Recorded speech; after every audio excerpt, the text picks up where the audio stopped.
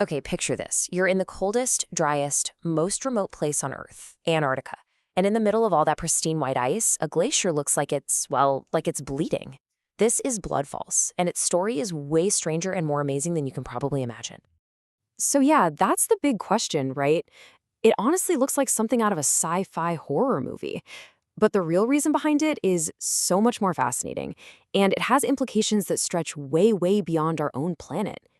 So let's zoom in. Our journey starts right here, at the tongue of the Taylor Glacier. We're in the McMurdo dry valleys of East Antarctica. And when I say this is one of the most extreme environments on Earth, I mean it. It's a polar desert. But somehow, this is where you find this incredible 5-story tall blood red waterfall. So way back in 1911, the geologist who first found this, Thomas Griffith Taylor, he and his team took a guess. And, it was a pretty reasonable guess. Red stuff in weird water? Probably red algae. But they were wrong. The real story is way cooler and has everything to do with chemistry, not biology. All right, so if it's not algae, what in the world is going on? Well, the first big clue is staring us right in the face. It's the color itself. That shocking red isn't from something living, but from a chemical reaction that's actually super common. Let's break it down. And you know what? The process is surprisingly simple. It's just rust. Yeah, the exact same thing that happens if you leave a bike or an old nail out in the rain.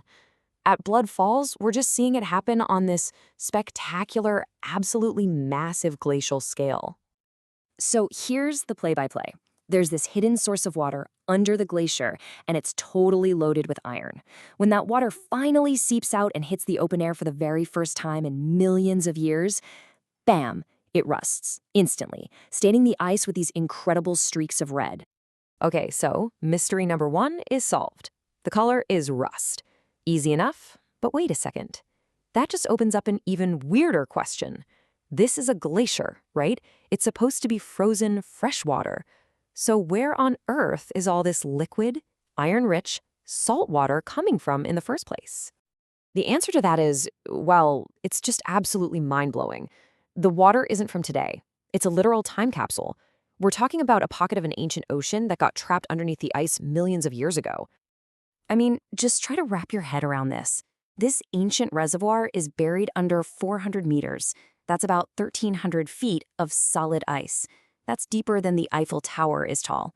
It's an entire hidden world, completely sealed off from everything above. And the water itself? Get this. It's a remnant of the ocean from about 5 million years ago. Back then, sea levels were way higher, and as the Taylor Glacier advanced, it just slid right over this pocket of seawater, trapping it. And it's been locked away in total darkness ever since. So, how is it possible to have liquid water in a place where the average temperature is minus 17 Celsius? Well, the secret ingredient is salt. As the water under the glaciers slowly froze over millions of years, the salt got pushed out of the ice crystals, becoming super concentrated in the liquid that was left. This process has a pretty cool name. It's called cryoconcentration. It's made the water so salty, we're talking 2 to 3 times saltier than the modern ocean, that it simply can't freeze, even at those incredibly low temperatures. It's nature's own antifreeze. All right, let's just recap for a second. We have an ancient, super salty, rust-colored river flowing out of a multi-million-year-old time capsule under a glacier. That is already incredible, but the story gets even crazier, and it leads to the most profound question of all. Could anything possibly be living in there? For years, most scientists just assumed no way. I mean, how could it? But when they finally managed to get a sample of the water, what they found was nothing short of a scientific bombshell. It revealed a kind of life nobody ever thought was possible. This quote from the research team really captures the shock of it all. They didn't just find life, they found life surviving in a way that had never, ever been seen before, a truly alien way of living. So inside this pitch-black, freezing, oxygen-free brine, researchers found a whole thriving ecosystem, at least 17 different types of microbes just buzzing along, and they've been totally isolated from the rest of the world for up to 2 million years. No sunlight, no fresh air, nothing. So how do they survive? Well, without sunlight for photosynthesis or oxygen to breathe, these little microbes evolved to do something incredible.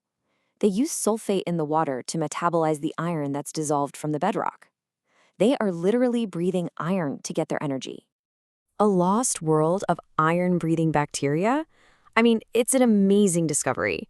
But you might be wondering, okay, that's a neat science fact, but why does it really matter? The answer is it matters a lot. This tiny ecosystem has massive implications for some of the biggest questions we have about life itself. The discovery at Blood Falls does two incredible things. First, it gives us a window into our own planet's deep, deep past. And second, it basically provides a roadmap for where we should be looking for life elsewhere in the universe. Okay, first, let's talk about our own planet's history. There's this idea called the snowball Earth hypothesis, that our entire planet was once almost frozen solid. Blood Falls gives us a perfect model for how life could have survived something like that, tucked away in these little, salty liquid pockets under the ice, just waiting it out. And this is where it gets really exciting. Look at this comparison. The conditions at Blood Falls, a deep, dark, cold body of salty water under a thick sheet of ice, are an almost perfect match for the conditions we think exist right now on Mars or on Jupiter's moon Europa. So, Blood Falls has become this vital, natural laboratory for scientists trying to figure out how to find alien life. It proves that life doesn't need sunshine and a warm, cozy atmosphere. It shows us that life can find a way in the most hostile places, hidden deep beneath the ice, completely protected from harsh space radiation. And that leaves us with this one final, tantalizing thought. The bleeding glacier of Antarctica isn't just a geological oddity. It's proof of concept. It's a signpost that points to the icy crusts of distant worlds and asks a profound question. If life can pull this off here, where else is it just waiting to be found?